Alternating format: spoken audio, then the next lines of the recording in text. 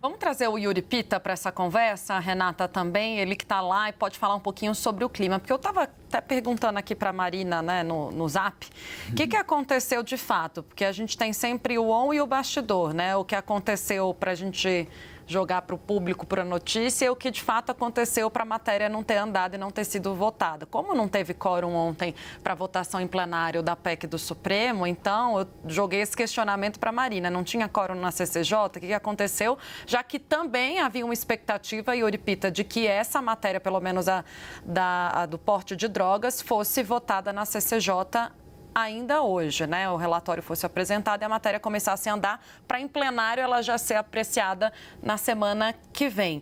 Yuri Pita, queria que você falasse um pouco sobre essa ofensiva também dos senadores ao Supremo Tribunal Federal, com esse bojo de matérias, com grande otimismo da oposição e de parte do Centrão, mas com freio de contenção funcionando, pelo que a gente pode ver, pelo menos para evitar um placar tão ampliado.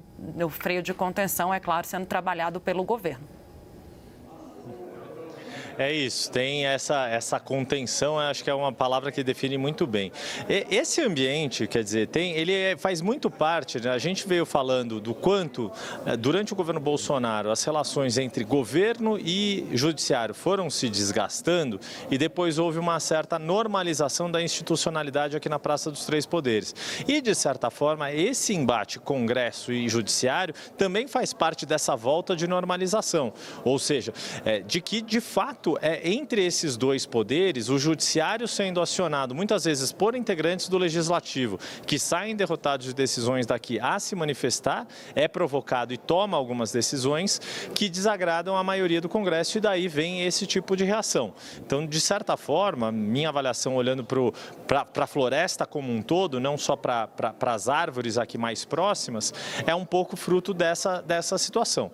Tem uma outra questão importante também, todas as expectativas em torno de preenchimento de vagas, por exemplo, no próprio Supremo Tribunal Federal, os interesses dos senadores em indicações em outras vagas de cortes superiores, como, por exemplo, o STJ e mesmo o Tribunal Regional Federal aqui de Brasília e por aí vai. Então, tem uma série de outros fatores que explicam essa maior animosidade que a gente vê agora, além do fato do próprio presidente do Senado, Rodrigo Pacheco, em um dado momento, ter tido o seu nome colocado como uma opção para o Supremo Tribunal Federal e depois ter deixado essa corrida. É claro que essa história acaba deixando também algumas sequelas, algumas consequências pelo caminho.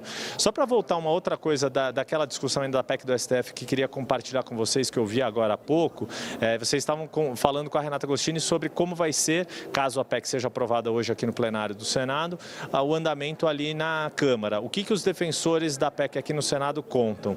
Com a mobilização principalmente da bancada ruralista, que é uma das maiores, mais poderosas que a gente conhece aqui, acreditam que eles, por terem uma série de questões com o Supremo, como, por exemplo, a discussão do marco temporal, poderiam fazer lá na Câmara uma pressão forte o suficiente para a PEC também andar por lá. Yuri, a gente vai para o intervalo, mas eu queria antes, rapidinho, tratar contigo uma apuração sua. A gente estava falando da desidratação da PEC dos militares, que foi um aceno, sim, às Forças Armadas também, de não colocar nenhuma barreira para que eles estejam no primeiro escalão. Você tem uma apuração também de aumento do orçamento para as Forças Armadas, é isso? É isso, e de uma bandeira que une oposição e governo. Por quê? Essa proposta de emenda à Constituição, ela prevê um aumento gradual, ano a ano, do orçamento destinado à defesa nacional, que hoje está em torno de 1% do PIB, das riquezas geradas no país, até que se chegue a 2%, que é um patamar recomendado pela OTAN, embora nem todos os países que fazem parte do Tratado do Atlântico Norte cumpram esse percentual de 2%, como me lembrou mais cedo o nosso colega Lorival Santana. Pois bem, essa PEC foi apresentada mês passado pelo senador Carlos Portinho, do PL do Rio de Janeiro, que é da oposição, mas ele já recebeu sinais ali de que o governo não vai colocar nenhum tipo de óbice a essa PEC. Pelo contrário, até quer que ela de fato seja aprovada. Tanto do líder do governo, Jacques Wagner, há uma sinalização positiva, quanto no Ministério da Defesa, o ministro José Múcio Monteiro também vê com bons olhos essa medida. Qual que seria o ponto-chave ali para a gente perceber se de fato essa PEC vai andar com a celeridade que Carlos Portinho quer ver sendo aprovado em plenário ainda neste ano para tramitar na Câmara ano que vem. Se para a relatoria dessa PEC for designado um senador bastante próximo do governo. Alguns chegam a falar, olha, por que não o próprio Jacques Wagner, que foi ministro da Defesa em governos do PT, poderia assumir essa relatoria?